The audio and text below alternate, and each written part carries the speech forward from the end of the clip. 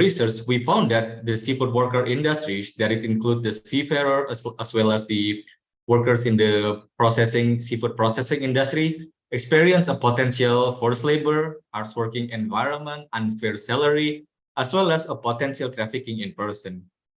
And moreover, the situation also worsened due to the overlapping law and regulation within the Indonesia fishery governance, as well as the unclear regulation concerning who is to regulate the seafood worker industry. And today we are going to disseminate our research in those 4 provinces in Indonesia.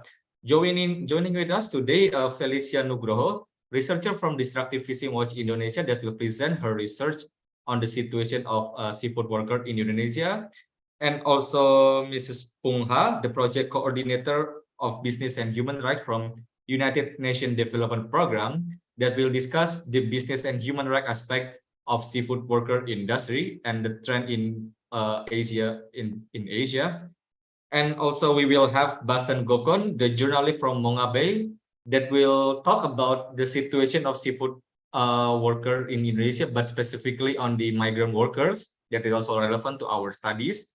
And finally, we have Mrs. Urmila Bola, United Nations Special Rapporteur on Contemporary Form of Slavery 2014 to 2022, which will talk about the global trend of seafood worker in industry and the situation of forced labor in seafood industry.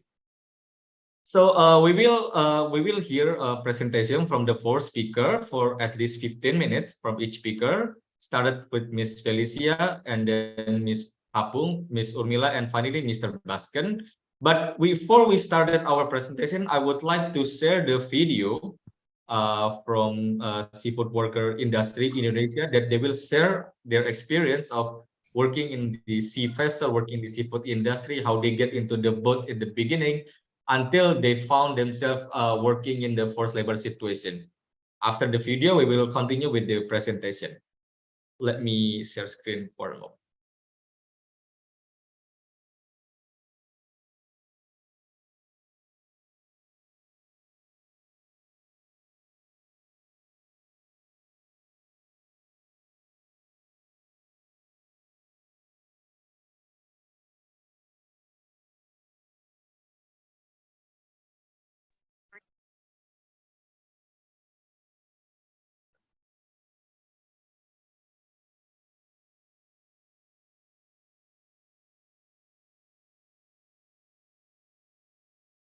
Please do notice in the chat if the video is not audible. Thank you very much.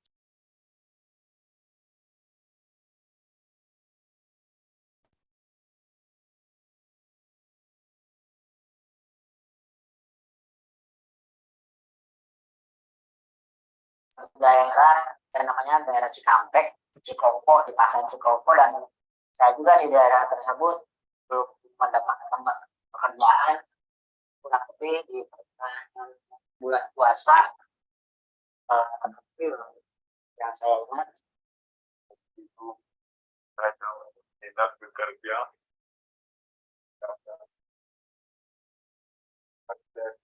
kantor pabrik Facebook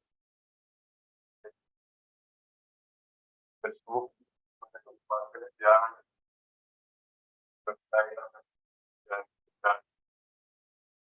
karena kebutuhan mendesak dan beban secara materi, akhirnya saya mengambil solusi gimana caranya saya mendapatkan pendapatan yang tersebut secara saya bekerja. Akhirnya saya mencari pekerjaan di sosmed, ya, lowongan di kapal, kerja di kapal. Dan sebelumnya operasinya tak menantang. Namun di situ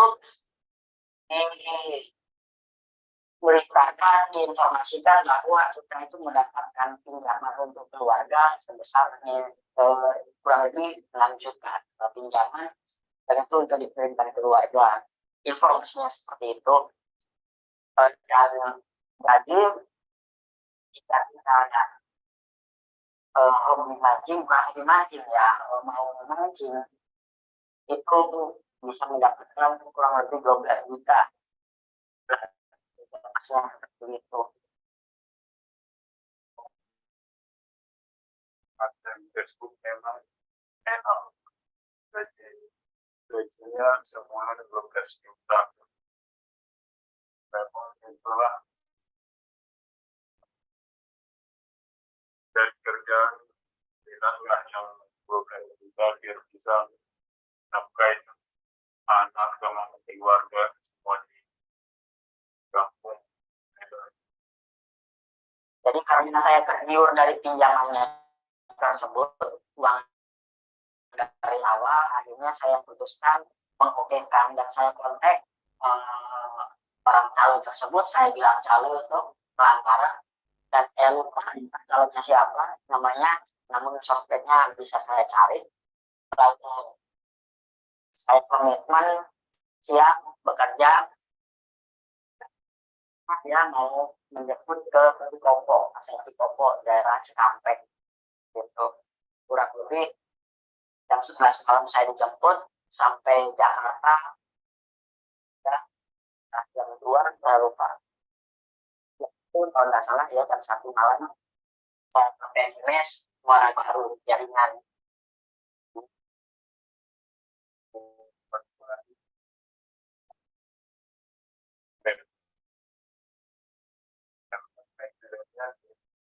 Baiklah dengan Danu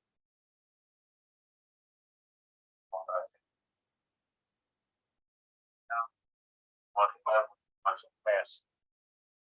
Setelahnya saya di mes, saya tidak disambut dengan hal apapun mengenai pekerjaan tersebut, atau apa segala macam, tidak ada. Lalu apalagi persyaratan untuk melayar, BP atau apa segala macam tidak ada. Tinggal di sana seperti kontrak di semuanya, mereka bilangnya mes. Ruang tersebut kurang lebih ukuran 8 meteran dan kita terisi yang satu mes itu kurang lebih 25-30 orang, dan yang mes yang satunya sekitar 10 orangan kurang lebih. Kita tidur seperti pindah gitu, bermanjat. Dari perjalanan di mes itu kita hanya bisa tidur 2 kali, dan saya juga merokok, kasih rokok 2 batang, rokok tidak bermerek, puasa, dan itu tidak enak sekali karena sudah kan ya, kalau bahasa Sundanya itu dari nasi itu bisa normal ya, sayur ada 2 kali, nunggu kapan berangkatnya, dan setelah 1 bulan setelah saya berangkat. Nah, itu tidak ada briefing, tidak ada apa, tiba-tiba saya langsung bekerja di kantor untuk cuaca, ya karena kebetulan sayur dan lalu segala macam jaring. Saya di sana menunggu selama 1,5 bulan, dan yang saya harapkan itu hanya 1 nilai rupiah yang kita tersandung.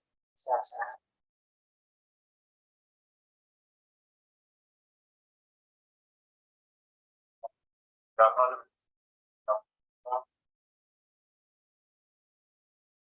baik makan, baik anjing, uang yang dari pinjaman 6 juta, uang cuma bersihnya. Setelah itu singkatnya tidak lama kita berangkat ke Australia, kurang lebih tanggal 14 bulan April 2022 kita berangkat. Setelah itu kita bekerja seperti biasa, mengikuti alur, dan di sana pekerjaan kita tahu akhirnya banyak yang salah-salah, peraturan kita tidak harus juga, terus juga itu mohon maaf saat itu kan alat kelamin disebutin, hewan disebutin gitu. yang tidak pakai akhlak kalau menurut saya. Dan sebetulnya penyampaian itu tidak berguna bagi kita yang awam bekerja seperti itu. Dan kerjanya memang menurut saya selama di kapal bagi saya sih itu berat dan selalu memaksakan. Kebetulan dan kami itu terlalu memaksakan di bidang kerja juga.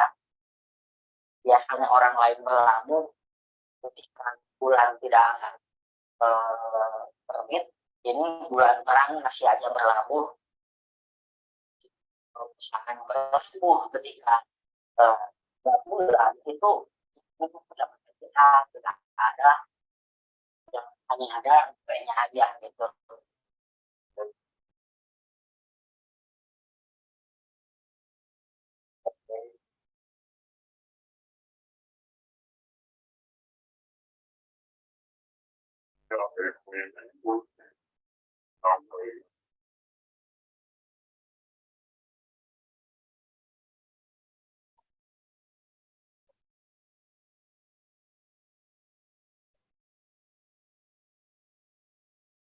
Di sana masalah minum itu sangat tidak layak diminum manusia. Mau atau tidak gitu kalau minum air tersebut, karena air tersebut air dari mereka. Kenapa itu yang mengurus di kapal dikasih sama B, saja harus ikan sebanyak mungkin ratusan tahun. Dan air tersebut air nasi itu disebutnya sama yang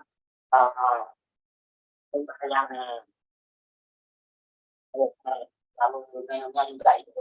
Jadi kita menggunakan merendam di dalam kapal itu masalah P3K itu, lalu obat-obatan, makanan yang benar-benar seadanya kita makan nasi sama ikan full begitu, sayuran tidak dengan maksimal nih, karena obat itu enggak aja rumah yang penyakit mah koma pulang saya dan itu yang di kabel drop itu pun buat dan nggak ada yang peduli, malah dibiarin. Biasanya kalau yang kata orang berpengalaman, sayuran pun bisa ya, entah itu dari lain, dari mana, dari collecting atau bagaimana, itu selalu ada peran. Nah itu kan buat persyaratan buat stamina kita untuk mencari pekerjaan, ya buat mengeluarkan tenaga. Lalu kita protes juga dan bilang itu kita adanya aja, seadanya aja gitu. Kita mencari uang betul-betul atau mencari ikan betul-betul ingin banyak, itu stamina-nya pun ekstra itu. Lalu apabila ada yang sakit, rekannya pun kurang lebih seperti itu. Kita lihat mau ke tidak terlihat malah masalah intinya kita ini sangat jauh. Jangankan kita masalah obat-obatan, buat nanti pun sabun sikat gigi segala macam kita tidak menyiapkan, kita tidak tahu ya gitu. Saya bekerja baik-baik, tiba-tiba kabel nggak ada potongan dari kabel air, tiba-tiba ada yang di tonjok sampai menara-nara, tidak sampai mulut saya. Jangan saya pakai senjata api rakitan. Itulah yang bersabar selama sakit pun dibiarin. Malah sakit kita minta pulang nggak diboleh. Ini kan secara paksa bekerja. Ya, kalau bagi saya itu termasuknya udah human trafficking itu bagi calon-calon. Nah, bagaimana itu menghapuskannya saya tidak tahu. Dan pokoknya kita tidak mendapatkan nilai uang di situ. Dan kita tetap diwajibkan mancing, karena apa? Itu bagi mereka itu merupakan pendapatan pokok kata mereka. Saya itu mau mendapatkan uang kita harus mancing gitu. Jadi itu kita usaha sendiri intinya. Dan yang saya hitung-hitung TU ceritanya. TU itu tapi sih kata TU nggak tahu saya juga. Yang jelas mereka itu si jaring, si ikan, si tanaman.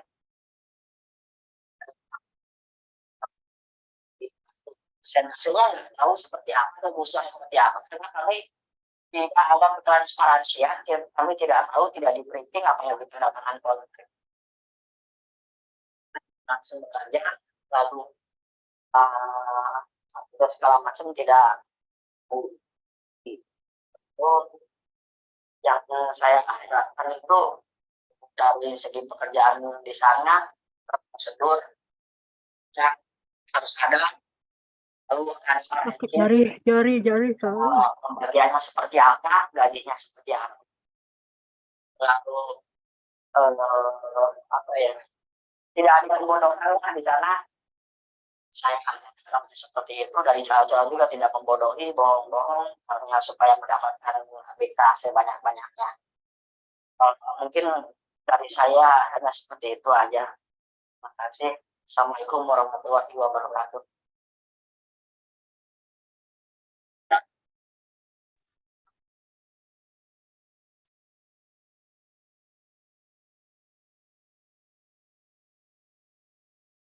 All right, thank you very much for watching the video. We will send the link to the video shortly in the chat.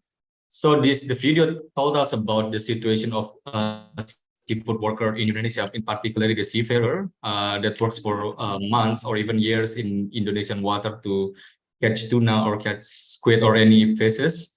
And our next presentation is from Felicia Nugroho.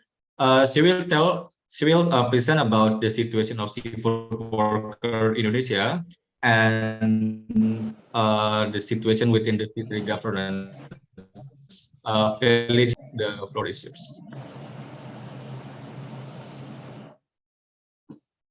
Hi everyone, I hope my screen voice is clear to you.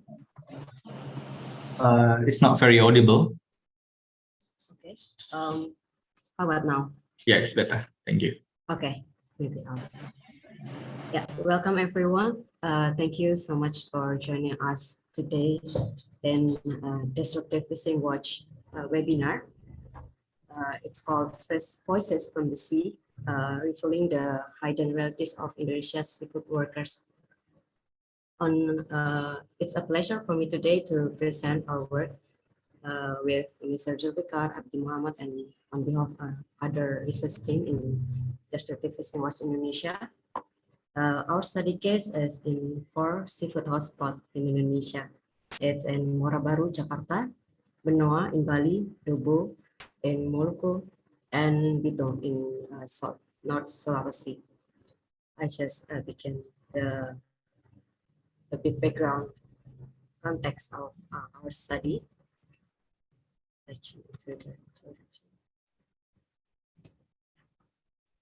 As we may know, Indonesia contributes 16% of world fishery production.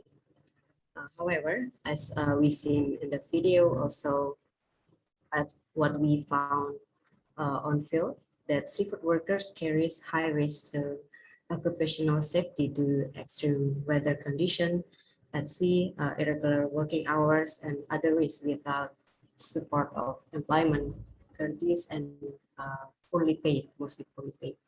In some cases, they're vulnerable to slavery and human trafficking. And on the other side, the seafood industry remains reluctant to prioritize the well-being of their workers.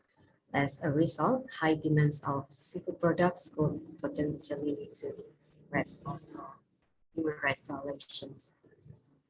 Our study aims to provide an overview of the existing conditions seafood workers in 4 seafood hotspots in Indonesia. We focus on 2 main areas, exploring the working condition on ship and in fisheries production for location. and challenges and obstacles stakeholders face, both in government or industry, in implementing labor instruments to improve the suitability of working condition in fisheries production. We review for regulation from the government, regulation concerning marine affairs, Ministry of Labor, and the Ministry of Marine Affairs, and ILO C-188 on Fishing Convention. And here's our study locations in Java Island, Bali, Bitung, and in Dobu. We employed a mixed method approach with quantitative data collected through online questionnaires and qualitative data collected through semi-structured interviews and observation. We collected total 318 respondents and conducted 18 targeted interviews. Let's jump into the our results or key findings. We divided the findings into 4 from the recruitment process, pre-employment process, working conditions, and post-employment welfare. From the profile of the respondents, most of them completed middle school and high school, but also there's small amount of them uneducated at all. And our percentage of survey location, mostly in Benoa, then Muara Baru, Bitung, and Dobo. Regarding positions at work of our respondents, nearly 3/4 of the respondents were on fishing vessel more than 13 gross tons. The other 35% are vessel technician.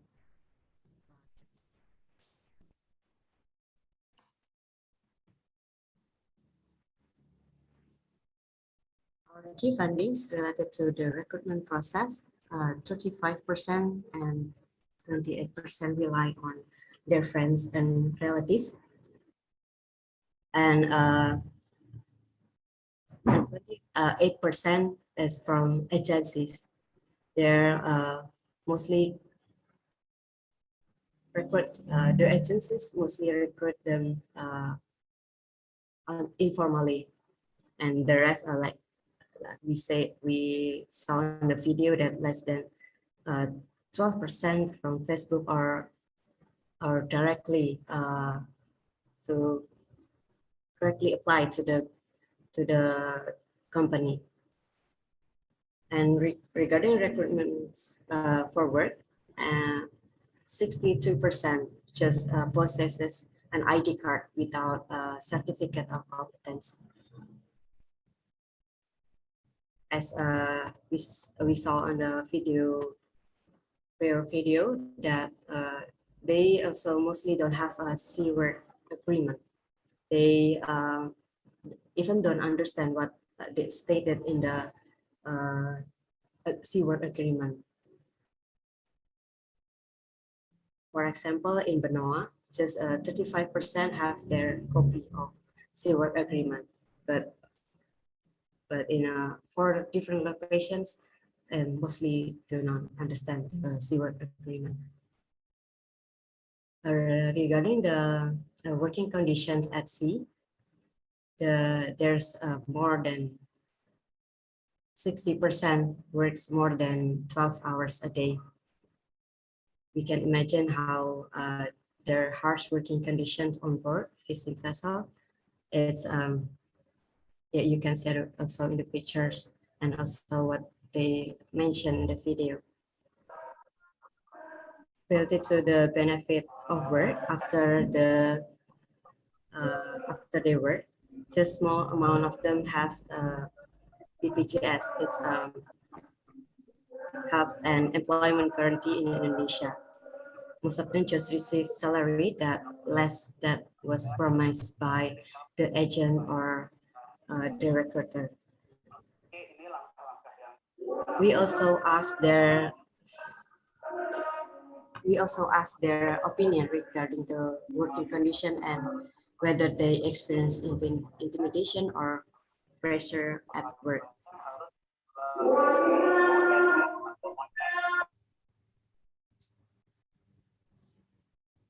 Workers express a strong dissatisfaction with their working conditions, citing unfulfilled promise paid, unexplained deduction, non-transparent cash advance.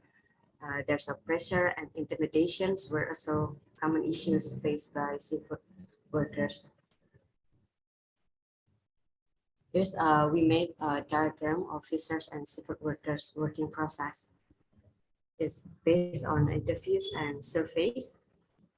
There are 4 entry points for workers through online, friends and family, agencies, and directly ship captain. The subsequent processes differ between fishers and unit processing workers. Some fishers start working on boats immediately, while others, the processing unit, mostly go to the training process. And after employment, most fishers are poorly paid, while the processing unit mostly well paid. They have health insurance and even bonuses after a year of working. We found weak and ineffective regulation implementation in government. Mostly they said that the lack of enforcement and supervision is due to staff shortage and a cost. And as from the survey, there's more fishers for understanding of rights and obligation because of their previous, they mostly not experienced on board. And there's we found that unlinked fisheries education institution to the industry, unregulated agencies as recruitment as the entry point of their workers. And we found that overlaps in the wage regulation between labor and fisheries sector. However, Indonesian government has established standard regarding workplace safety, security, and protection for fishery workers' rights. It's stated in Ministry of Maritime Affairs and Fisheries Regulation 32 in 2021. Here's our conclusion. Our key findings reveal the challenge and obstacles implementing fisheries policies, fisheries condition, and government to implement labor standard in 4 hotspots in Indonesia. These challenges include low human resource input, policy overlaps in the wage of fishers between labor and fisheries sector, and opaque recruitment system that still involves a chance, fragmented government, which resulting in task core and functional egos within its institution. Based on the findings regarding the conditions, the general recommendations are as we recommend that the government should standardize the recruitment system and mechanism for fishers, ensure transparency and fairness in profit sharing wage system for fishers by providing copies of work agreements to workers, employments, and provide pay slips. The third one is standardize the certification process of fishers, including the associated costs, locations, time frames with integrated information, so they could individually or independently apply to what they want to work for. Establish a multi-stakeholder forum for integrated governance, including like business owners, government, also include fishers and labor union representatives. It's to enhance the capacity of each stakeholder in each link to the labor, even in a product chain. The last one is allow workers to form workers union. I think that's what I could present. Thank you so much for your attention. I give back to the moderator. With that, thank you so much. Thank you very much, Feli, for your presentation. So previously, Feli explained a little bit more about the video we watched before, especially in regards to to what extent the seafood worker were abused or exploited in since the very beginning, since the recruitment, where they were trapped by the informal actors, by the brokerage, and they do not possess any certification as well as any official documents that can formalize their job as a seafood worker, both in the vessel or in the processing industry. And also, Feli also mentioned about several possible causes that exacerbate the situation, which is the weak and effective implementation of the regulation. And finally, she also offers, at least for recommendation, including standardized the recruitment and the certification, transparency, and multi-stakeholder forum, and finally to form the worker union and findings in the discussion session. But let me continue with Mrs. Pungha from UNDP to give a review or a comment to Feli research, and also how can the business and human rights can play a role to improve the situation of seafood worker industry. Ms. Ha, the floor is yours. Yes, thank you, Mr. Wu, and thank you very much for your invitation to join the event today. I would like to correct that I'm not able to comment on the on the finding of the research, but I found it's very insightful and very useful with many good data. I think today I'm gonna only give a sort of a reminder on the business responsibility to respect human rights in the fishery industry. So in Indonesia, I know that, and I understand that, the government, for example, the Ministry of Marines and Fishery, they already have the regulation back to 2015 and 2016 on for businesses, and ask businesses to respect human rights through establishing having the human rights statement or human rights policy, doing the human rights due diligence, and also have the access to remedies to those negatively impacted by business operation in the fishery industry. So my presentation today mainly to remind everyone about the business responsibility to respect human rights. So let me share my screen very shortly. Okay, I hope everyone see my screen. Okay. Yes, it's visible. Okay, thank you. So I'm gonna, as I said, just a reminder. So I'm gonna speak about the role of business sector in preventing and addressing human rights abuses and violation in fishery, which, like the research today have revealed quite a lot of abuses and violation on human rights of worker in the sea. And so this is the structure of my presentation today. So first is the role of businesses, and second, what are the business and human rights guiding principle and key international standard and framework to have businesses to respect human rights and to provide decent work to worker. And also the last one is a global policy development on business and human rights, and what does it mean and what are its implications to businesses in the fishery industry in Indonesia. So the role of business. So as provided in the UN Guiding Principle on Business and Human Rights, we call it UNGP for short.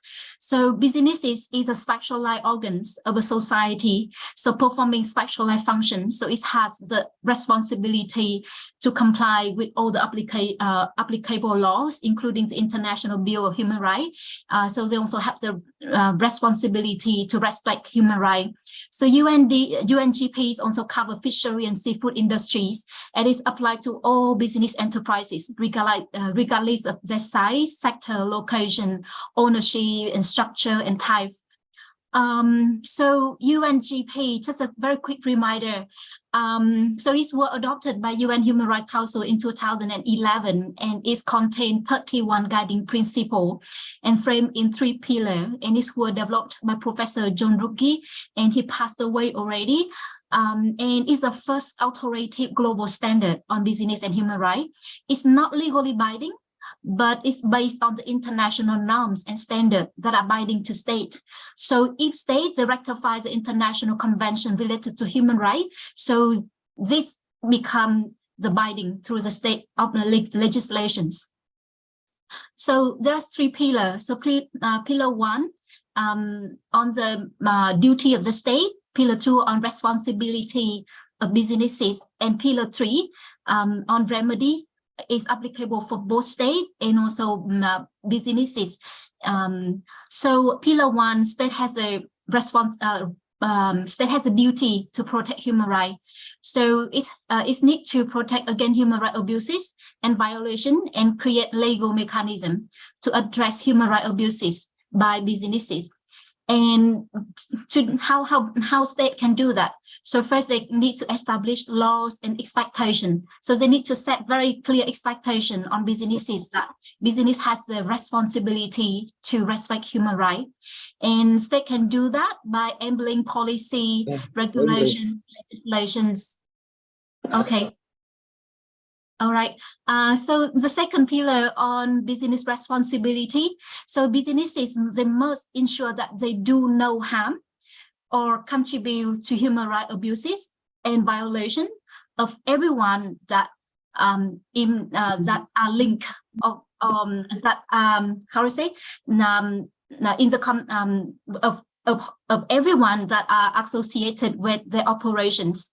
And in the event of abuses and violations, so business needs to take initiative to provide remedy to those negatively impacted.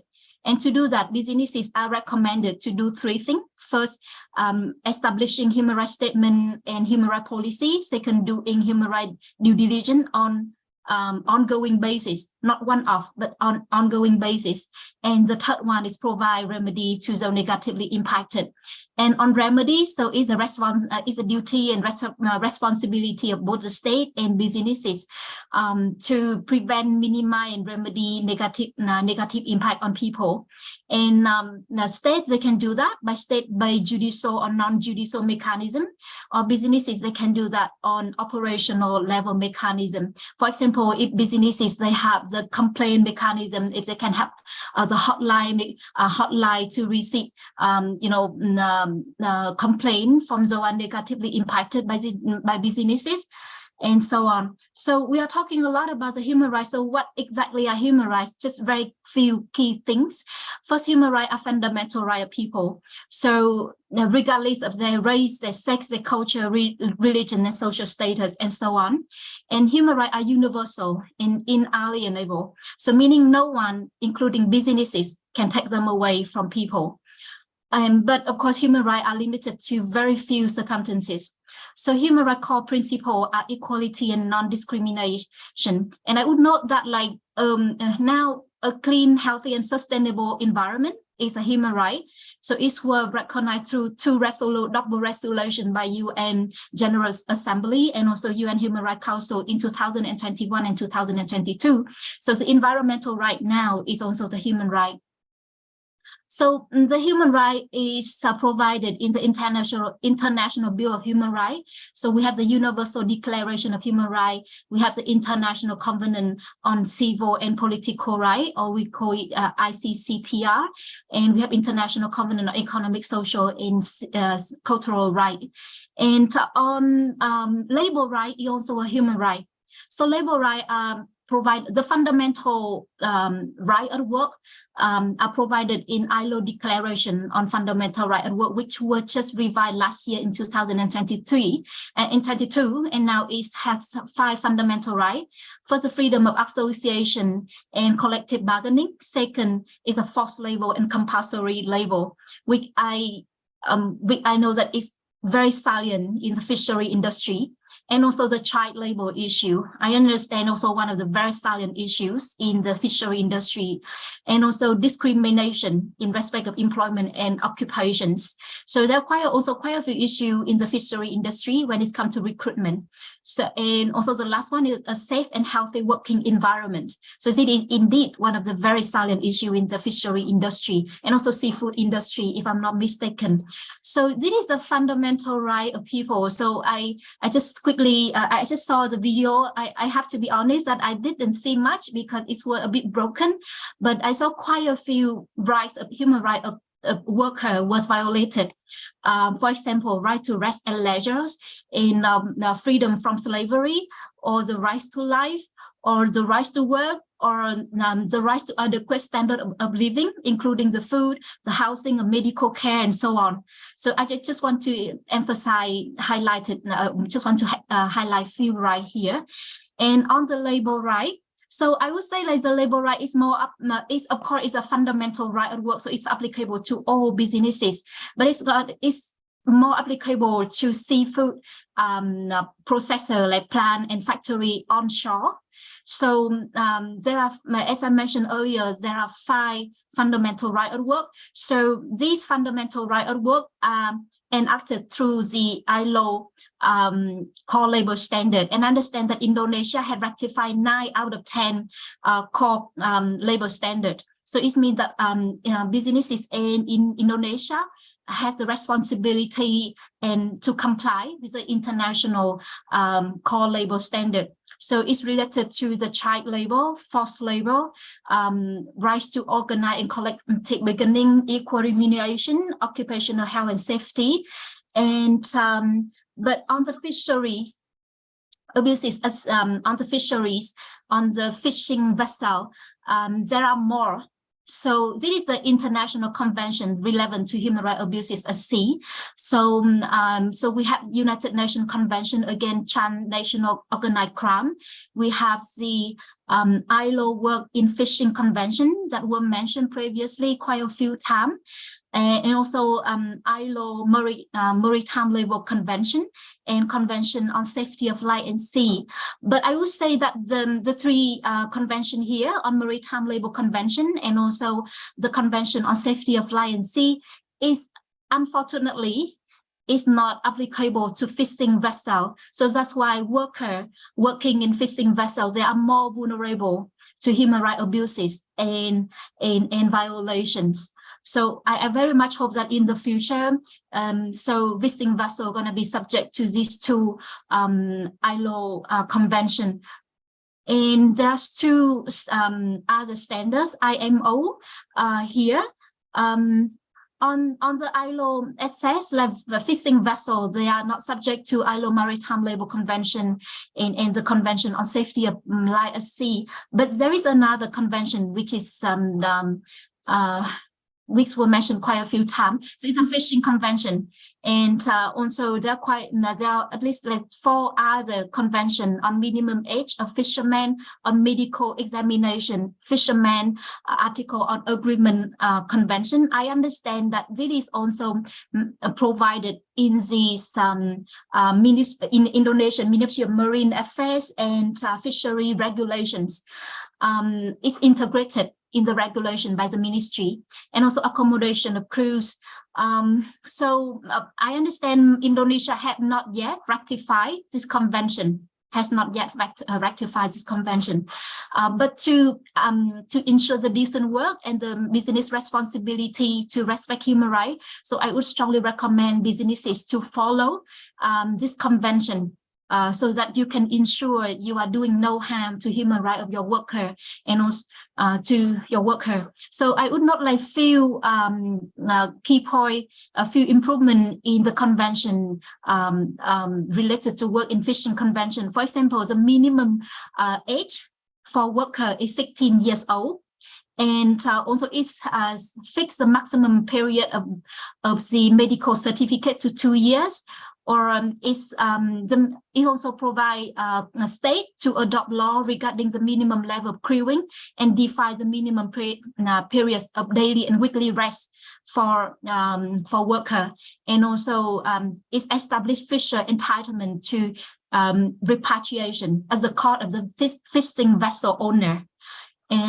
So there's 2 handbook and guides which I found quite useful for businesses in the and also for the fishing vessel that you can use. So the first one, the handbook by the ILO. So and the second guidebook is by the ITF Global. The second one is very business friendly. So it's also provide infographics. So I find it very useful. So businesses, I think it's very useful and you can use it. So the next one, I would go to the mandatory human rights due diligence. And this map is already outdated because the landscape on human rights due diligence legislation evolved very, very fast. So now the HRDD, mandatory HRDD laws currently exist in France, in Germany, in Norway, in Netherlands, but it's only limited to child labor in Sweden. And the EU, they are proposing, they are discussing now the mandatory corporate sustainability due diligence directive. So we usually call it CSDDD.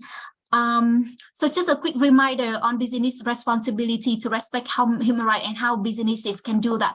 I think I mentioned quite a few times already. But anyway, number one, the policy commitment. Number two is the human rights due diligence. And number two is access to remedy. So human rights due diligence, it means first, businesses has to identify on the potential and actual negative impact on human, and including their employer. And not only the employer, but also employer in their supply chains. And second is they need to address and embed, and they need to address and need to take actions. Take action mean when you find and when you identify the human rights issue, you need to address it. Maybe you need to do the code of conduct for your supplier, your partner, or maybe you need to address it through the policy and internal regulation. That's the step two. The step three, the checking effectiveness of your actions. And step three is a communication. Communicate how you have addressed the issue identified in step one. And throughout the three three key required action, recommended action here. So businesses are strongly recommended to do stakeholder engagement. It means like you engage with your worker, like speak with them, find out what makes them unhappy, what violate their rights, and and also seek them, suggestion, recommendation, and feedback to improve your operations. So stakeholder engagement is extremely important, and also it's very useful for businesses to address the issue and also to have to refrain, how to say, like to address issue from the beginning, so the issue is not escalated later. So this is a human rights law, and I will say a few things how it's what does it mean to business working in fishery in Indonesia. For example, in the USA, you see here the repercussion is like if businesses, if goods and product like are associated with the with forced labor, so the goods will be held at the port. So it means they cannot be imported into the United States. There was quite a few incidents already. So for example, like businesses in the textile industry, in textile and garment industry, they could not get their shipment imported in the United States because they could not improve that their goods are free from forced labor. So similarly, also in the fishery industry, and the Australian Modern Slavery Act say that like if companies fail to comply, it may lead to release of information to the public. So it's gonna damage the image and the reputation of the companies. Or the other one in the German Supply Chain Act and also French Duty of Vigilance Law. So the repercussion is the federal office, and they may apply the penalties up to 2% of the revenue of the companies. And of French duty, they say that there's two mechanisms. One is formal notice to comply to company, and second, like injunction with penalty payment. So there are implications if company don't do like HRDD, and if company violate human rights. So we can see the very business cases for human rights here. So on the proposal from CSDDD in EU, and so you see here the scope is they have three scopes. So there are three target businesses, three categories of businesses are subjected to the proposal, and excluding group 2, which is the company in the high impact sector.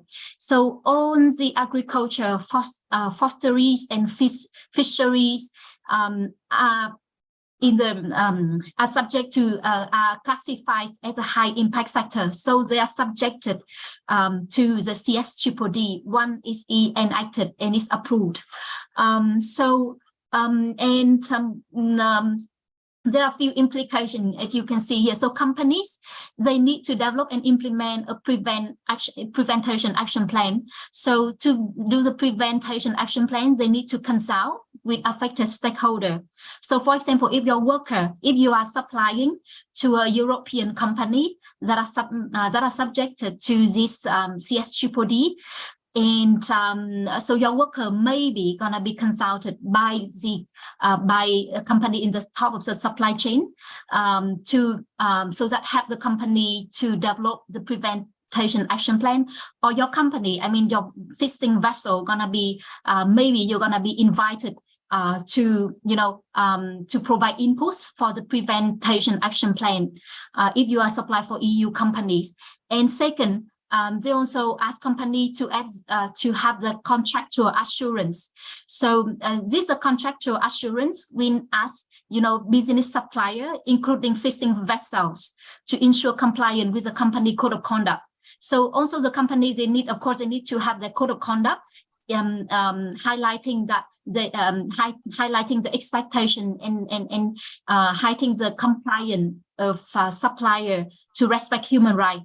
So it means like your fishing vessel also need to comply with their code of conduct. And there is the contractual assurance in your contract. So if you violate and if you abuse human rights abuses, and if they proof of that, so this contractual provision is going to be applied to you. And the third one is to provide support for SME business partners. It means like company in the fishery sector, EU company in the fishery sector, and companies subject to the CSDDD. They need to provide. They are suggested to provide support for SME business partner and supplier. So it means like you may receive like training, you may receive technical support from companies, and the code, and also the company, the subjected company to CSDDD, they need to do the independent third-party verification of compliance. But of course, they're gonna bear this cost. So there's few things that may have implication to your operations, and the last one on the negative impact on the human rights abuses and violations. So the company, they would be required to refrain from entering into a new or extending the existing contract or relation with a fishing vessel if as I mentioned, like human rights abuses and human rights violation are identified. So this, of course, there must be more implications to businesses and suppliers in fishery industry in all over the world that have the business relationship with companies subject to the CSDDD. But these are the key few things that you may consider. So again, when I would like to emphasize that on the global legislation HRDD, on the global HRDD legislations have the certain implication to fishing vessel in these regions. So that's why ensuring doing no harm to human rights of people, doing no harm, especially human rights of your worker, is extremely important now, because it's gonna impact to your revenue, it's gonna impact to your business relationship, and it certainly in the end is impact to your business operations. So I will stop here. I hope I grabbed up everything in probably 15 or 20 minutes. So over to you, Mr. Hoof.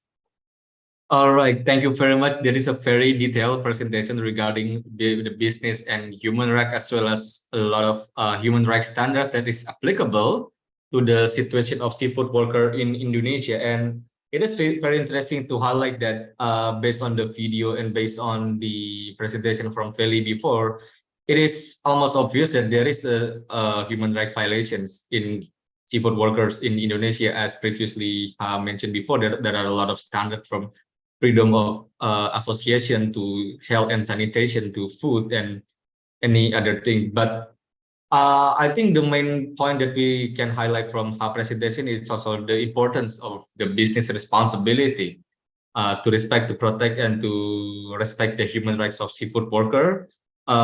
She also already mentioned several best practices that can be done, including to develop a prevention action plan to mitigate any potential human rights violation, to create a contractual assurance, and finally to facilitate compliance between the businesses.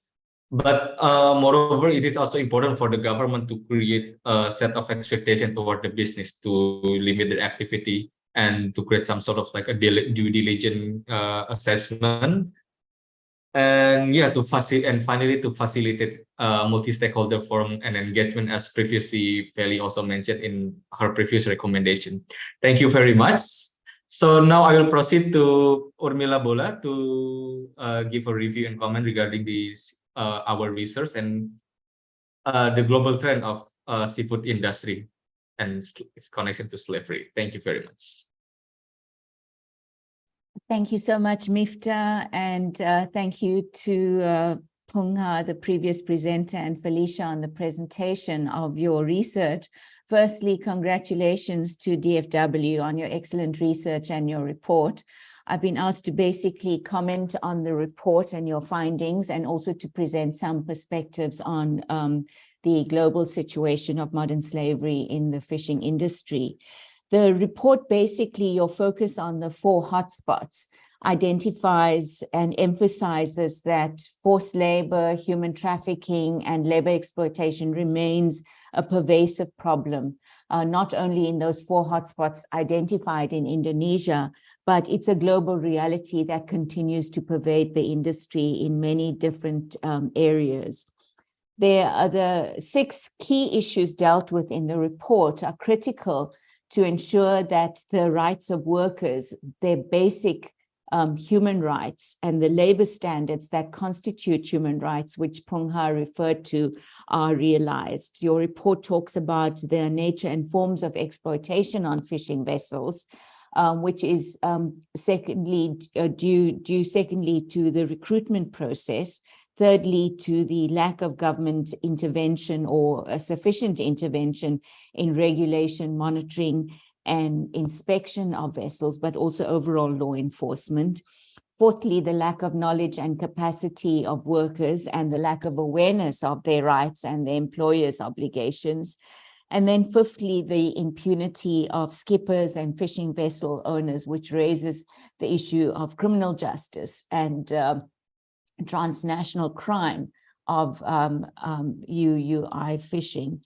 And then lastly, the accountability of business and industry for remedying the human rights exploitation of workers.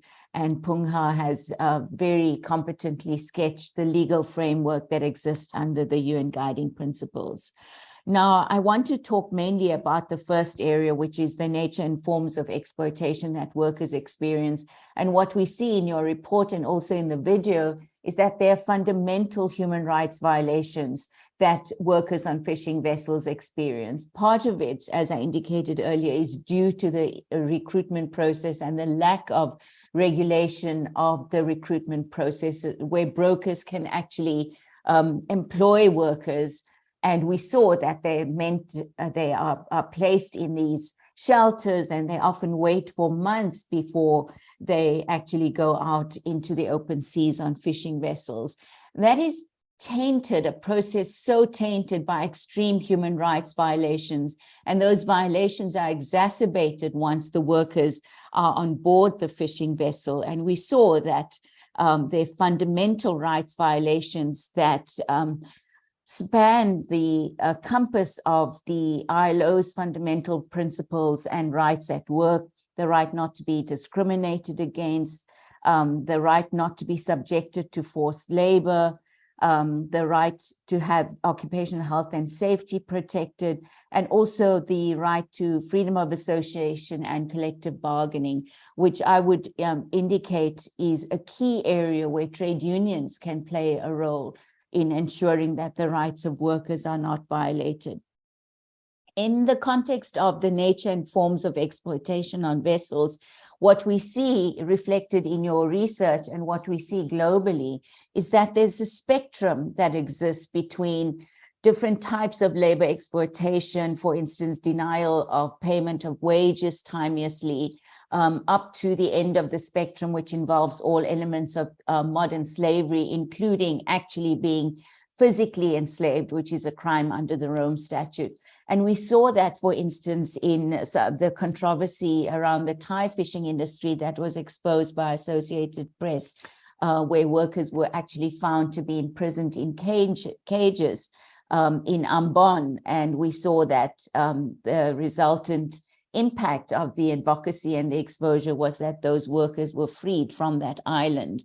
And they were mainly migrant workers from Myanmar, Laos, Cambodia. So it really raises the particular vulnerability of migrant workers, but also specifically the vulnerability of Indonesian workers being contracted to work on these Korean, Taiwanese, Malaysian fishing vessels. So in relation to forced labor, which seems to be the most apparent form of exploitation, forced labor as well as human trafficking, and these are both forms of modern slavery, it is important to note that the Indonesian government has ratified Convention 29 and Convention 105, the Forced Labor and Abolition of Forced Labor ILO conventions. And notwithstanding those ratifications, compliance and effective translation of the government's duties into national legislation remains an issue. So what we see is that the report recommends that there is more effective compliance with government duties and obligations, and that part of this compliance can be ensured through a more transparent and more collaborative and a more effective governance mechanism consisting of all the key stakeholders. And the report recommends then that this governance structure plays a key role in ensuring that decent work is a key principle that becomes a reality in the fishing industry. Now, in this context, again, Indonesia has ratified ILO Convention 87 and 98 on the rights to freedom of association and collective bargaining. And this renders the government's obligation to ensure that trade unions operate and workers are allowed to freely organize and join trade unions is critical. The second key area that is mentioned in the report is that the implementation of ILO standards remains a challenge. Now, the fundamental principles and rights at work and the fact that labor rights are human rights have been described by Phung Ha. I won't repeat them, but also to endorse what Phung Ha said about Indonesia not having ratified C118, which is the ILO Working Fishing Convention. Thailand is the only country in Southeast Asia which has ratified that convention. An extensive provision is made and guarantees are made in that convention to protect and promote the rights of fishers, including their rights to occupational safety and health, their right to medical care, their right to rest breaks, and their right to adequate food and nutrition. We see that in the report mention is made, as well as in the video, of the recruitment processes involving brokers, which is not unusual in the industry. We also see that there's a specific form of forced labor that workers are subjected to, which consists of debt bondage and which arises because of the loans that workers have to take out in order to secure a job. There are a number of other comparators. For instance, I've been asked to make reference to some of the global challenges in the fishing industry. In the Thai fishing industry, we saw extreme prevalence of forced labor, human trafficking, and the long-standing lack of compliance with labor and human rights. 2014, 2015, these issues were to a large extent the subject of international campaigns, and attempts were made by the Thai government to remedy them. A Human Rights Watch report of 2018 states that exploitation seems to continue despite the increase in inspections. And for instance, the report refers to over 474,000 inspections conducted, in which the Thai government said they were not able to find one single victim of forced labor or human trafficking, which indicates the extent of the failure of law enforcement. We also saw that the Thai government was downgraded by the United States Trafficking in Persons program, which led to strengthening of the law and penal sanctions. We've seen a number of challenges in the fishing industry in New Zealand, where there were changes to the EEZ rules and the flags of convenience rules in 2014. And this followed pressure by a coalition of NGOs, lawyers, and researchers, civil society pressure essentially, which again reinforces the importance of that multi-party government structure that the DFW report focuses on.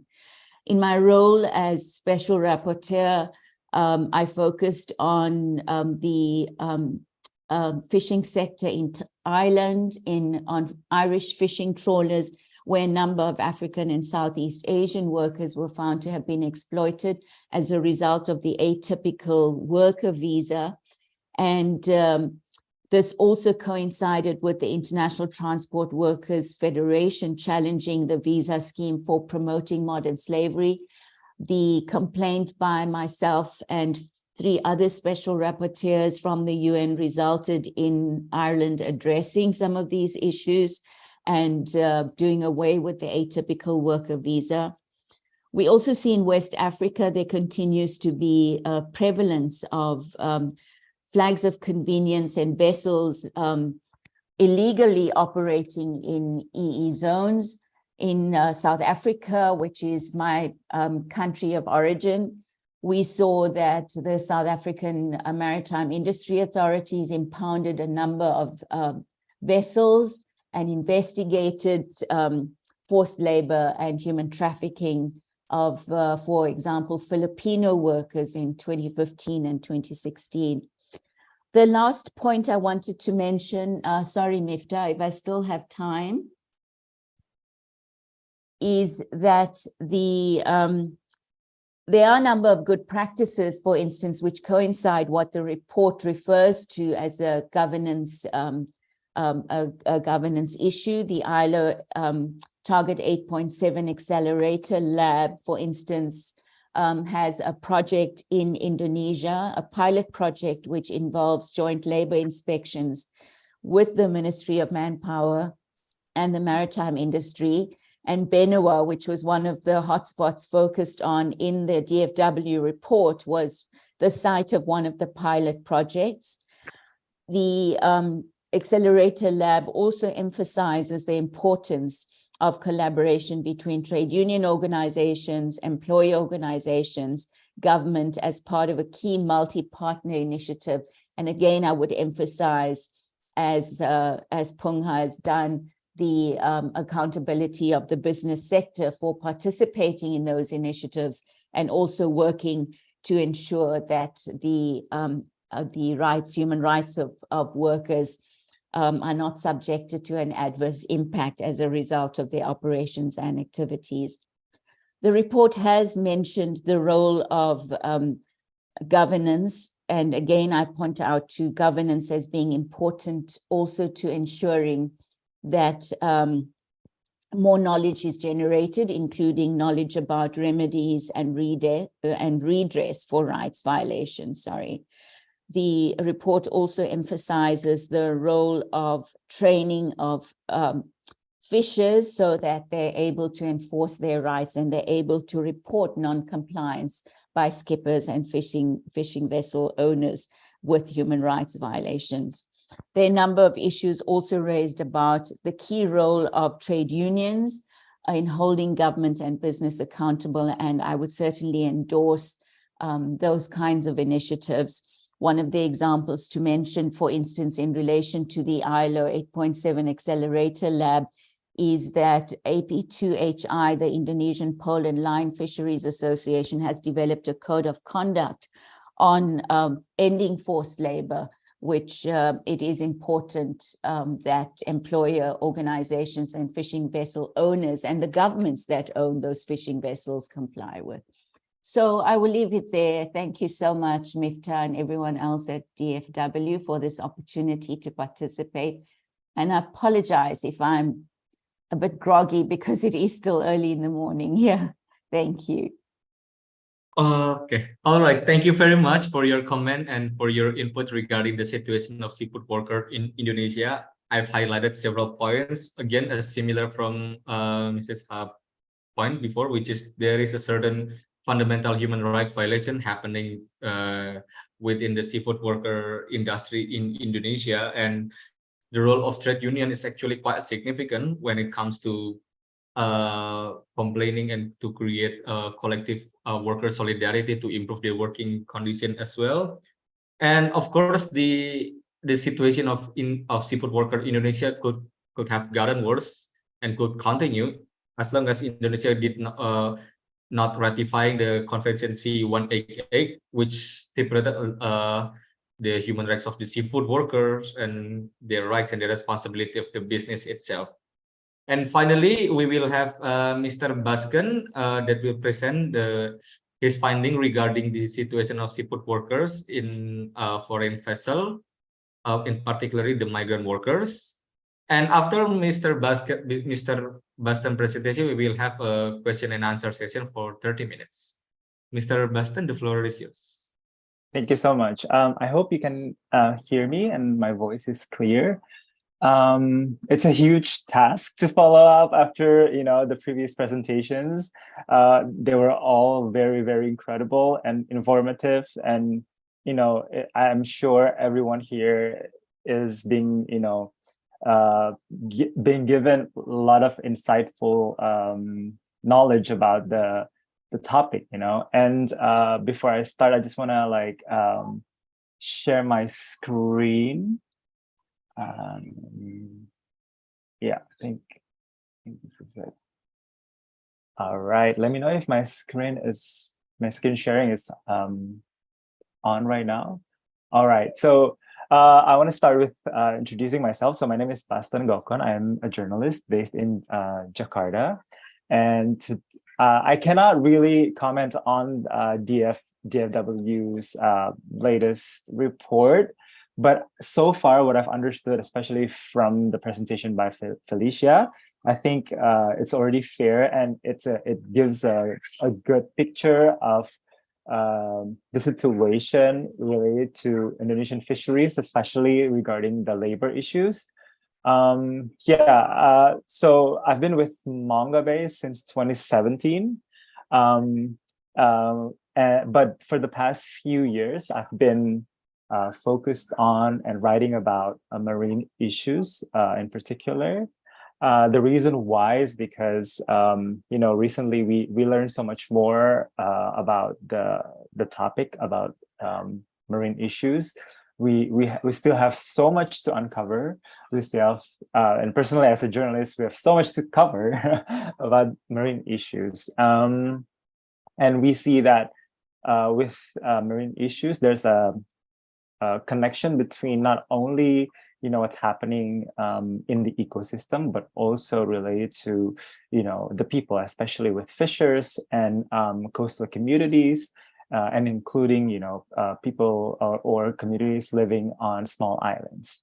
So from my past experience from the past few years, I see that when it comes to marine issues, you see I see that there are two sort of huge lanes, and they are marine conservation and sustainable fisheries. I think when people talk about, or at least scientists and experts, when they talk, and especially authorities, when they talk about marine conservation, it's more about how to protect the oceans, how to protect the coastal areas, the coastal ecosystem, the mangroves, the what do you call it, seagrass, and then the corals, right?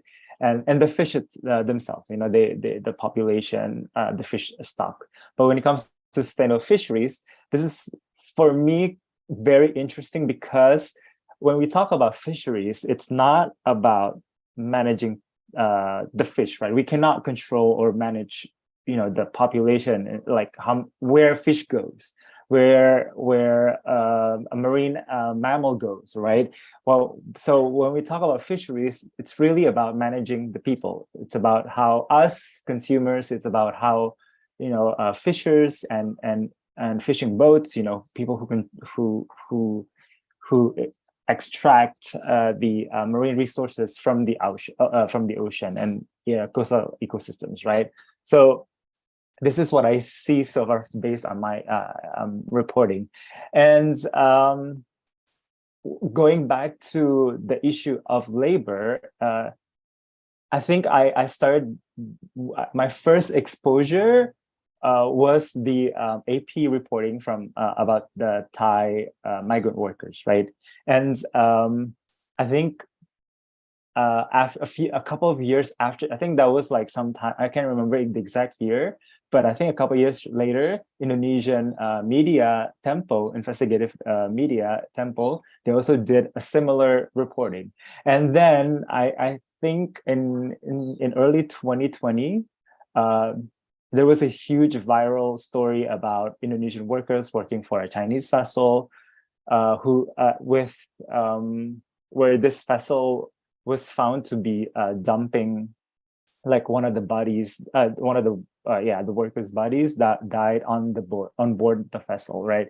So, and then I saw like, okay, this is a topic or an issue that seems to be repeating itself. It's not, I mean, stories about this topic has been going around for many years, but it turns out that, like, I think or at that time, I found that not much has been done in terms of policies, or at least the policies that existed at the time were not adequate yet to really address the issue. I think, but that was me, like, at the time, you know, like being a journalist, and we were trying to, like, why is this problem persisting, you know? So yeah, and then there was also at the time a report by Greenpeace. I think it's quite similar to the findings that the DFW report has.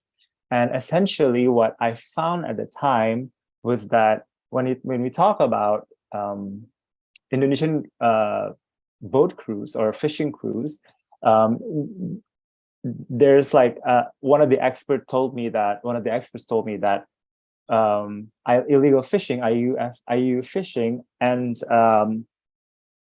forced labor are two sides of the same coin. And at that time, it really struck me in my heart and also in my head, like, wow, okay, that's very fair and actually describing the complex of the issue itself. So ever since then, when the Longxing 629 vessel story was going around and being viral, and so Longxing 629 is owned by Chinese tuna company called Dalian Ocean Fishing. So at the time, the story was mostly about how these Indonesian workers were dying, or one of them actually died on board the vessels, and then a few more died after. But then there was this report saying that that boat, the Chinese boat that dumped Indonesian crews at sea, was also found shark finning. And then so that side of the coin was being revealed, right? And so we were very curious, we at Mongabay were very curious of what was going on this vessel. And then a big opportunity came to us by this like a reporting collective, and we were offered to and it's called Environmental Reporting Collective. So the team was like offering us to do an investigation, and especially related to oceans, and have things but then it's based mostly on Asia, but it can be about oceans anywhere in the world. But it was mostly in Asia. So we were offered the opportunity, and we took it, and then we proposed this Longxing and Dalian Ocean Fishing pitch to the team, and they accepted it. And so we took this moment to really dig deep into the team or the issue, and it took us like a year in total to really find the crews that were working on the fleet of the company's fleet. And they were mostly Indonesian, or if not all, are Southeast Asians, except the what do you call the chief, the captain, the second captain as well. So mostly so on this boat, typically the what do you call the deckhands are not Chinese, but like the captain and the there's another term for like the second captain is basically the Chinese, right? And so yeah, we started to talk to many people, including some organizations who were able to sort of find some onshore data on the company itself, right? And we talked to C4ADS, Strict Mat Tracking, Environmental Justice Foundation, and from this reporting, we published this story. It's quite intensive, intense actually, and we found that with this story that the things that the illegal activities that happen on Longxing 629, which is one boat, were also happening almost across the company's fleet. We were able to find evidence that it's not happening just on one boat. It's happening across of the company's fleet, and they had like I think at least 50 fishing vessels, and they were like they were fishing all over the world, not just in one ocean, but like in the Atlantic and the Pacific. So these illegal activities, not just like illegal fishing, but also forced labor and slavery and abuses, these were all happening not only in one boat, but across the company's fleet, right? And I think Fong Ha was like very excellently explaining the indicators of forced labor, and ILO has like this 11 indicators of forced labor, and that really helped us in like really making it easy for us to like, okay, describe that, okay, this happens here and this happens there, and yeah, it's easy for us journalists, especially at the time it was already like COVID era. We were like not able to meet people, and we just like talking to the crews. We were able to like sort of have a list of questions to say that, okay, forced labor happens across the fleet, right? And secondly, we've also found that there's a global chain that directly and indirectly supports the continuous supply of migrant workers. And I'm talking about in Indonesia, the agencies, the recruitment agencies. But the thing is, the relationship between the recruitment agencies and the fishing companies, they're not direct. Many of the times they have like independent third party to recruit and also transfer payments for the salaries, right? And these become much murkier for authorities, for law enforcers to really track where, I guess, the blame should go, right? When we want to defend the crews, right? We want to talk about like, so who's responsible for this? And yeah, it was hard for us to sort of like, well, what we were trying to do was not trying to find the blame, but also like we wanted to just like find as much possible the stakeholders or actors that were involved in just like one company recruiting a bunch of like Southeast Asians in their distant water fishing vessels. So yeah, and then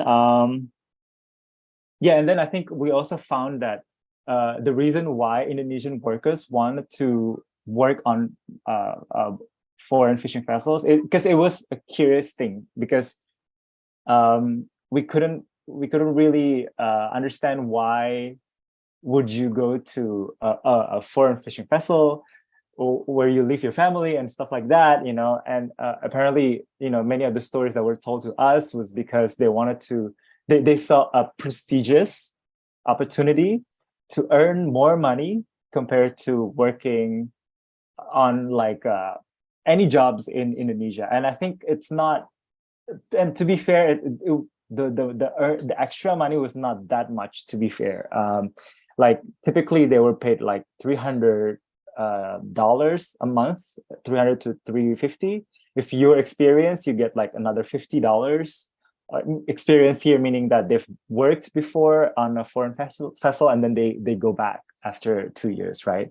Yeah, and it's curious, especially when it was curious for us because I'm sure stories of like the Thai report, the Thai report by AP was like, it went viral, and it was not only in English, right? It was translated to so many different languages. So I think the stories were available to many people. But at the same time, going back to the Thai AP report, we found that each country, or I think between Thailand, Indonesia, and the Philippines, they have similar stories, but each of them presents unique challenges. For example, like I think one case is that with the Thai, I think there was also cases where they were kidnapped. They were like involuntarily being brought to the foreign vessel. But in Indonesia, it's almost like voluntarily putting yourself in a situation where you are, you know, out in the sea for 2 years, and you didn't even know that it would be like 2 straight years, because you were promised that you would be going back to land for every other month, but then that didn't happen. You were promised that you would be fed well, you would be receiving your money, your salary, which many of the times that didn't happen. So yeah, this reporting was very much crucial to us, especially, you know, we will want to learn about, you know, where our fish comes from, and like especially when it comes to tuna and or like high economic value fisheries resources. Our reporting also found, our investigation also found like not only that the what do you call it, the labor abuses were rampant across the Dalian ocean fishing's fleet, but shark finning itself, which is, well, shark finning is to shorten the complex regulations about shark finning. In many cases, it's considered illegal, but for some species, there's like strict regulations.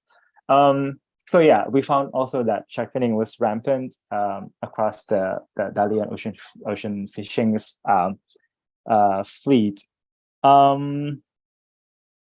Right, and then I think, yeah, and then so I think that's pretty much all from me, and I just want to wrap up by like giving some key points from our experience of reporting about this topic for a couple of years, because the shark finning took also another year for us to dig deeper. And yeah, I think, because I think one of the some of the participants are journalists, I think just some keys when you want to report on this topic is that it should be one human-centered narrative, and you just follow, because when you talk to the crews, the deckhands, they are the ones who know exactly what happened on the boat, right? If we talk to the companies, if we talk to like the authorities, they often maybe like gloss over some of the key points. And when I talk to the crews, their story brought me to like so many different places. Like it's not just about the food, it's about the relationship between the captain and the crews, and the physical abuse, but also the emotional abuse. You know, their feelings when they're being away, when seeing their friend or their colleague sort of like dying and like being sick and not being able to do anything except, you know, just like help them, feed them and stuff like that. My second key point is that it should be C-focused reporting, meaning that when we talk about labor issues, we cannot think of like the 24-hour that we do on land as a worker, you know, because for them 24-hour doesn't necessarily exist. So when I talk to them and ask them, well, how, because I think in ILO or like in the international regulations, there's a minimum working hour that if they pass that, then, or a maximum working hour, if they pass that, it's considered like overworking, right? But the thing is, like, when you're at sea, you never know when and, you know, what time exactly it is. You know, it's 24 hours is different because they then would say like, oh yeah, I worked for 20 hours, but what is that? You know, because what they considered as time is just like, okay, the sunrise and then the sunset, so stuff like that. But even though it's a sea-focused reporting, always link back to the onshore stakeholders and organizations like C4ADS and TrickMat tracking. They've already have like some kind of system where they already compile so many information about fishing companies, because again, they're the ones that fund these vessels, that allow these vessels to continue operating, right? And then safety check for yourself when you're reporting, also for the sources, if they, because in some cases they can be, you know, put in a legal challenge or danger or something like that. Multiple sources is key. That's basic. And yeah, follow their story. Really, it's instead of like having, you always have a list of questions, but don't just like checking your list of questions, but to like really follow their story. And last, or not last, but like transport, because we understand that marine issue doesn't have any boundary, you know, it demands transboundary reporting. Like, for example, in our case, we have journalists from Korea, from China, and I think Singapore, and I think because like once there was like one part of the story that led us to Fiji Islands, we were also looking for journalists in Fiji Islands. So yeah. And lastly, for yourself, like, don't forget to decompress. It's a very intense story, especially when you talk to survivors of forced labor and labor abuses. Then sometimes you just like, it gets too intense, really. Yeah, that's pretty much it for me. Thank you so much. Terima kasih. If you have any tips, story tips or ideas, feel free to like send them my way at baston@mongabay.com. Thank you so much. All right, thank you very much, Baston, for your presentation and your stories regarding the situation of seafood worker, both in the foreign vessel and in domestic one, which is very interesting. And to me, I personally intrigued by what you were saying, that in seafood worker or in any forced labor situation in general, 24-hour do not exist. It's different from what we experience at the moment in the office or in the building or any other places. But for them, all what they do is work only, and they were exploited, they were abused. So the situation is very dire, if I might say. So thank you very much. We have 30 minutes left for question and answer sessions. So if you have any question, feel free to raise your hand and state your name, your affiliation, and your questions. But if you're not comfortable to speak your question, feel free to put it in the chat box. Thank you very much. Is there any question from the floor? Yes, Jovian, please.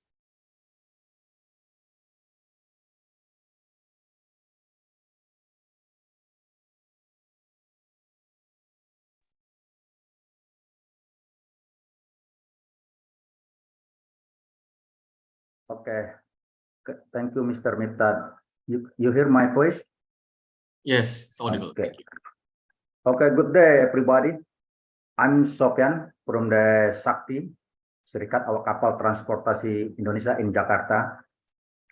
In this moment, I will not ask any question, but I have tried to share some information to the speaker based from my experience 7 years in the Seafarer Union.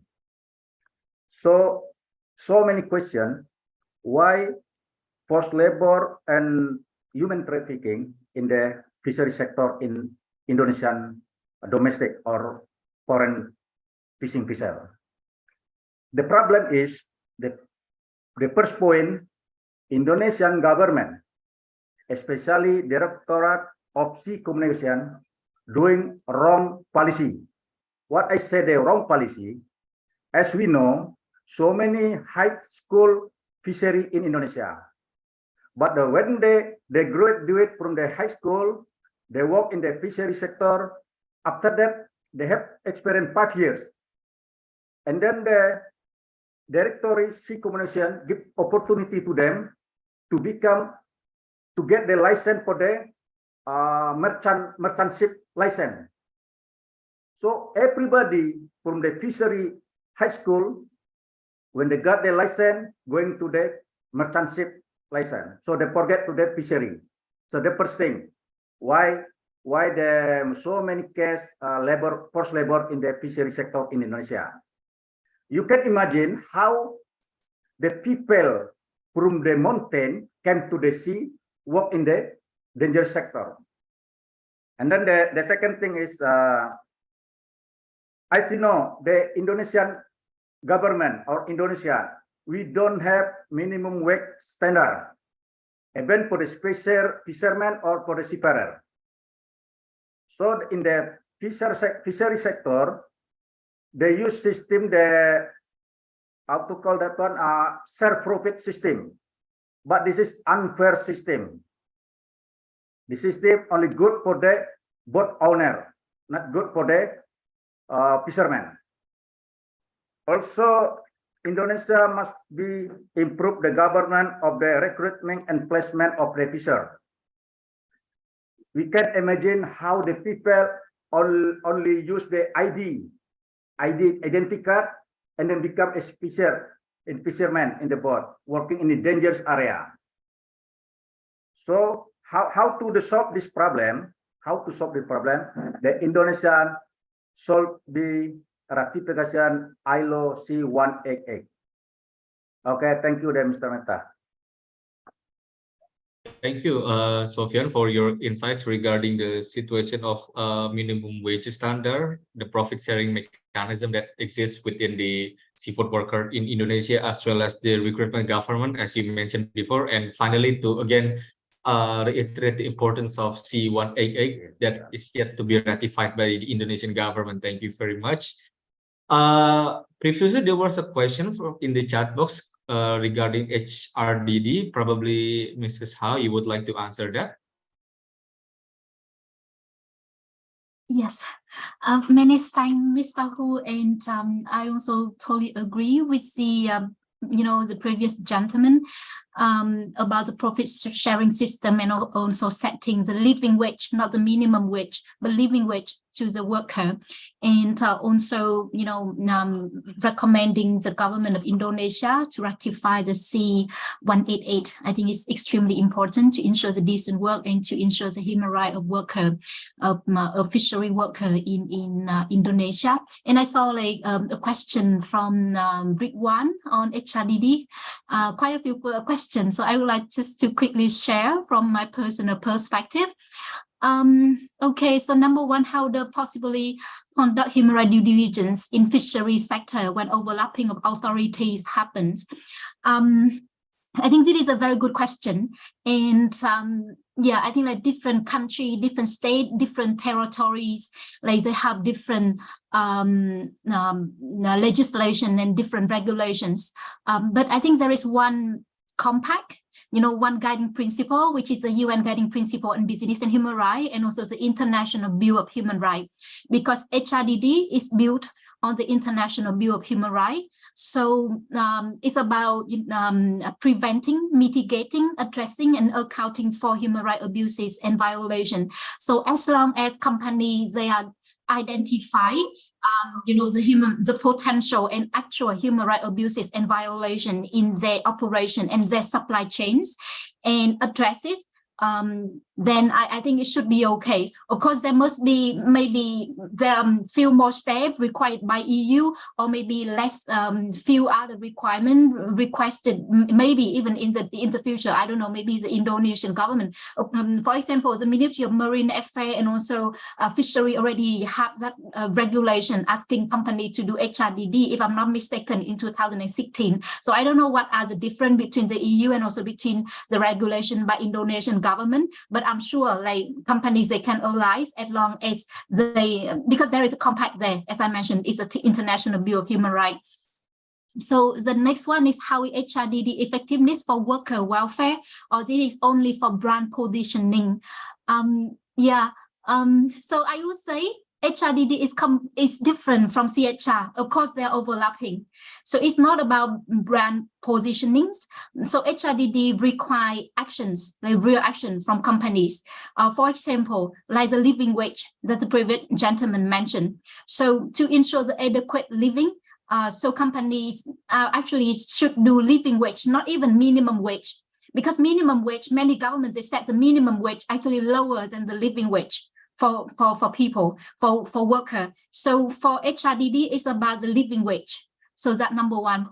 And let's say about the 5 fundamental rights at work by ILO. So it's about child labor. So if the company, they're complying, if they're doing a HRDD, and if they find out in the supply chain, like one of the supplier, one of the partner actually like employ like children, then they're asking this company to make correction, like to stop, contracting children. So in this case, they also improve the welfare of that children, of that child. And for example, also on the occupational health and safety, or it's about the collective bargaining, or the freedom of association, or it's about the forced labor. So it's all about improving the welfare of the worker. So I would say the HRDD is all about the improve the welfare of the worker. So it's different from brand positioning. But of course, I understand one of the steps of HRDD is about the communication. So it's about the reporting. So it's of course maybe sometimes it's about the greenwashing companies. They don't really do it, but they report differently. But when they report it, it's a public. So we have the public eyes on the companies. So I would not say that we can ensure 100% is not about brand positioning. I cannot say that, but I'm pretty sure that the nature of HRDD is about improving the welfare of worker. So the next one, how to make correction remedy if any violation happens. So there are quite a few remediation. So for example, apologies. It also one kind of like remediation, like you apologize, like publicly apologize. Because when you apologize, it means you acknowledge your you acknowledge the issue. So and also public, they know about it. So consumers, they know about it. So one thing is apologies. It's a very, very light remediation, but it also is one sort of remediation. And the other is a financial and non-financial compensations. Or the second one is, restore, how to say, like restore to the previous condition, so rehabilitation.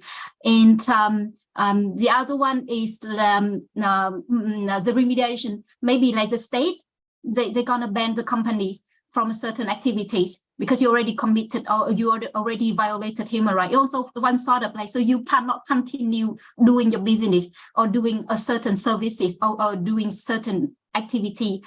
So it's also one part of remediation. So that few example on remediation, like from apologies to compensation to penalties, to like state banning companies from certain activities. If there is no punishment for suppliers, how do they comply with? So as I mentioned in my presentation previously, for example, for EU, they have the contractual assurance. So in the contract between the companies and also between the supplier and their partner. So likely because the proposal is not yet, like approved and it's not yet enacted. So there may be, like changes. But there is a provision related to contractual provisions. So it means like if a supplier and partner, if they approve to violate human rights and if they don't make corrections, then the company subject to EU's triple D, they may refrain from, or maybe they should exist from the business relationship with the supplier. So that kind of pressure on the supplier, and also the company subject to CSDDD, they need to put in place the code of conduct for the supplier and asking the supplier to ensure that they don't violate and they don't abuse human rights. So it means like suppliers, you need to comply with the code of conduct from the company. So that kind of punishment, that kind of compliance, and that kind of and also result in punishment with existing the relationship, with ending the relationship, terminate the contract with the supplier. So that kind of pressure that put on the supplier to make supplier ensure respecting human rights. And the last one is the Ministry of Law and Human Rights in the Prisma portal. So actually our project, we are also working in Indonesia. So my colleagues, they're working very closely with the Ministry of Law and Human Rights. Could initiative or certification be recognized by buyer or imported country in fish industry? So I know that there are quite a few certifications in the fishery industry. I think like ISSF or MSA, or even like Responsible Business Alliance Code of Conduct. So that kind of thing, that kind of certification is already available. And if I'm not mistaken, also the Ministry of Marine Affairs and Fishery also they also have a plan, or maybe they already did it, related to certification of human rights in the fishing industry. So, but because I'm not Indonesian and I'm not really expert in this field, so I don't know about implementation of that human rights certification. But I understand that the Indonesian government already have that kind of scheme in place. But on HRDD, I would say it's all about the compliance. It's a legal compliance. So it's very difficult to do certification because it's a legal compliance. So you need to comply with the law. So it's not about the certification. Also, like HRDD is like ongoing basics. So it's because the situation, the context where business is operating is evolving very quickly. So for HRDD, I don't think there are going to be any certifications.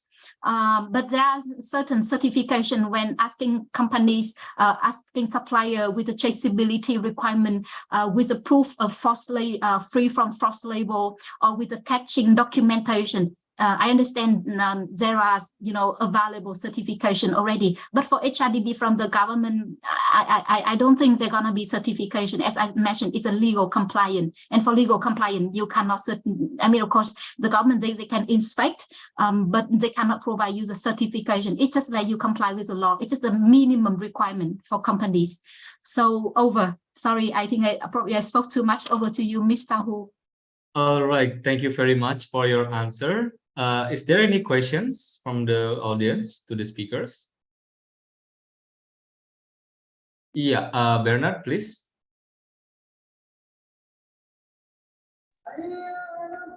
Thank you. My question is there anything a fish seller can do to help the situation of our fishermen in Indonesia? Because one of my family business is selling fishes. That is my question. Sorry, can you speak a little bit more clear, because there was a background voice before. My question is there anything a fish seller can do to help the situation of our fish worker? Because one of the business that my family has been doing is selling fishes. That's my question. All right, thank you. Maybe Feli, would you like to answer the question?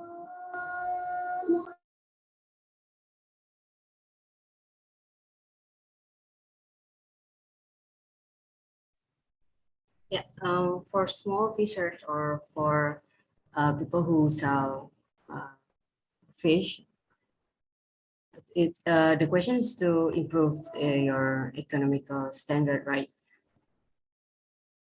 Or something that related to the government, if that.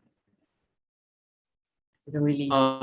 Sorry, I think he mentioned about the sellers of the fish probably in the market or the smaller scale. So after the processing phase finish completed, so when they receive in the market, so what can they do to solve the situation, to contribute to solve the situation? Yeah, what I found in Bitong, especially there's many seller, small scale fishers, also small scale, what call it, tengkulak or brokers or middlemen to sell this fish, but they don't make a group or in a fishers union. They don't have group to share their opinion to stories or what can you do or your friends or your family do is to make a or join a fishers union, so you could contribute your voice or your opinion or something that could improve your family or so your friends. I think that's very simple on my mind. Simple things that you could do. Okay, thank you very much. Is there any other questions?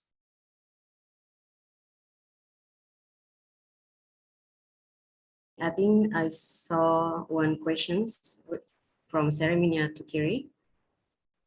Yeah, you can Yeah. answer if you want. Yeah, sure. Yeah, his questions are recruitment agents are registered? As far as I understand that recruitment agents mostly unregistered.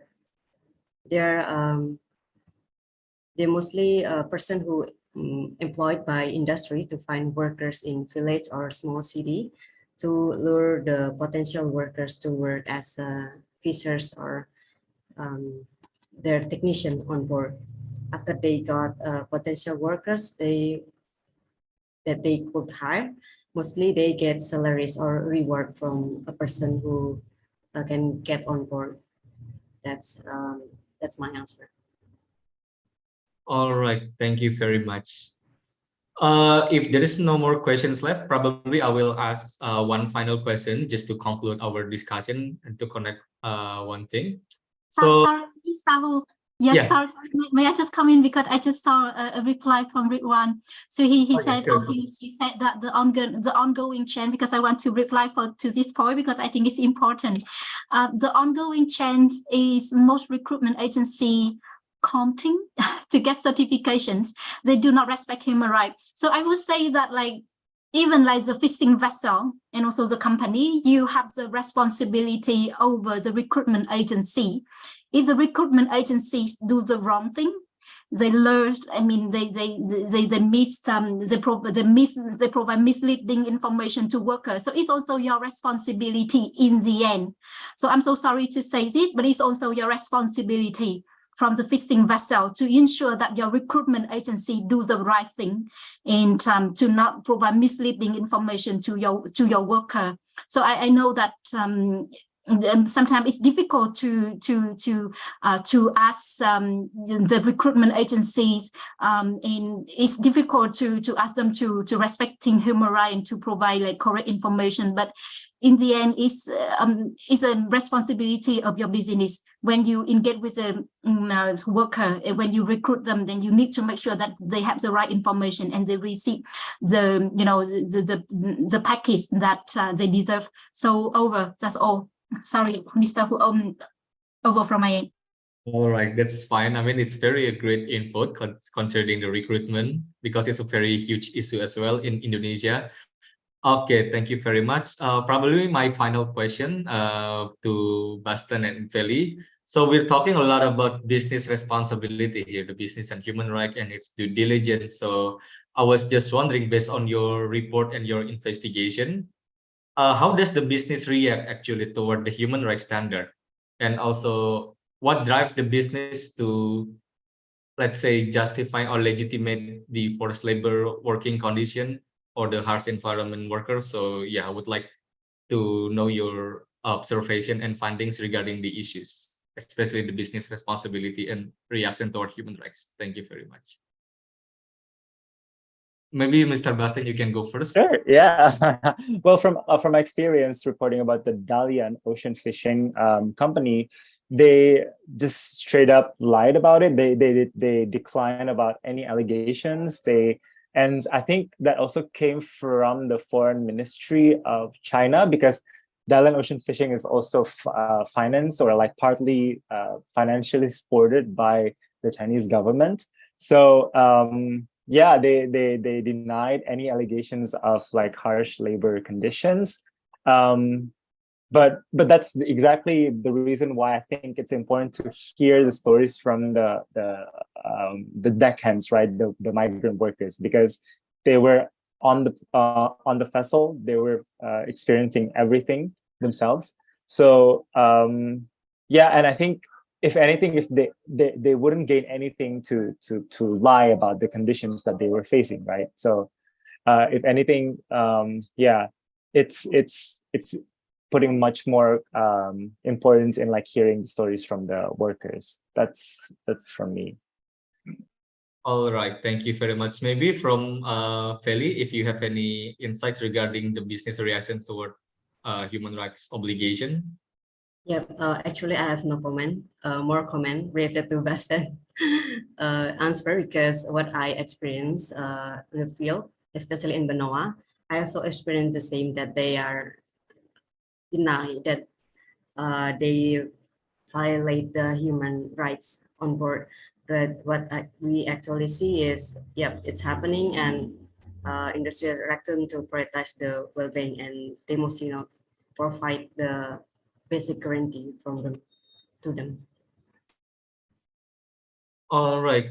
Okay. Thank you very much for your answer and for your participation in this discussion. Unfortunately, we have reached the end of our discussion. There are a lot of insights and information regarding the situation of seafood worker in Indonesia. But if I may come up with several conclusions or several highlights that can be signified in this discussion. The first is that there is a certain fundamental rights violation experienced by the seafood worker in Indonesia, as previously mentioned by Feli, by Bastian, and if we can link it to the labor strike or human rights standards that presented by Ha and Urmila before. And of course, the situation could have gotten worse should the government of Indonesia remain to not ratify the C-188 of ILO convention that stipulated the standards, the human rights standard of seafood workers. And finally, it is very important for the workers, for the seafood workers, both in the vessel on the sea processing industry, to collectively create a trade union, a workers union, so that they can bargain their demands so that can they improve their working condition. I think that's all from my side. Thank you very much for your participation in this discussion. Please check our social media at the IFDEFW Indonesia and our website for our research and for our next event. I think that's all from me. Thank you very much for your participation. Have a nice day. Thank you so much, everyone. Bye. Thank you. Take care. Thank you so much. Bye. Thank you. Bye-bye. Bye. Thank you. Thank you, Sophia.